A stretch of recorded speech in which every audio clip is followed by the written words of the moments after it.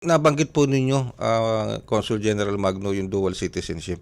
Last time, I think yesterday sa ating programa, nakausap namin ang Consul General din na, if I'm not mistaken, na from Los Angeles, no?